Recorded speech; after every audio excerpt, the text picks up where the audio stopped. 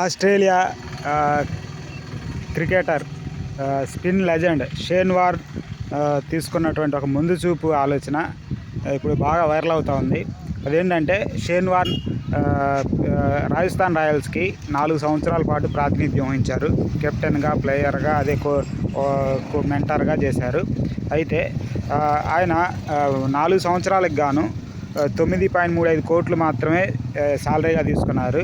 అయితే ఆయన రిటైర్ అయిపోయే టైంకి రిటైర్మెంట్ పాలసీలో ఆయన ఏం చేశారు అంటే ఆడిన 4 సంవత్సరాలకు గాను 0.75% వాటా కావాలని కండిషన్ పెట్టారంట. సరే, ఆ కండిషన్తోనే వాళ్ళు 0.75 రాయల్టీగా ఇస్తామని ఒప్పందం కుదుర్చుకున్నారు. రీసెంట్గా రాజస్థాన్ రాయల్స్ని 15,301 కోట్ల రూపాయలకి వేరే ఫ్రాంచైజ్ కొనుగోలు చేసింది రాజస్థాన్ రాయల్స్ని. అయితే ఇప్పుడు ఆ 0.75 మొత్తం 4 సంవత్సరాలు కలుపుకొని 3% వాటాగా తేలిందంట. అయితే ఇప్పుడు ఆ 3% వాటా 460 కోట్ల రూపాయలకి చేరింది. అంటే షేన్ వార్న్ తను ఉన్నప్పుడు తీసుకున్న ముందు చూపు ఆలోచన ఇప్పుడు వాళ్ళ పిల్లల్ని కోటీశ్వరులను చేసింది.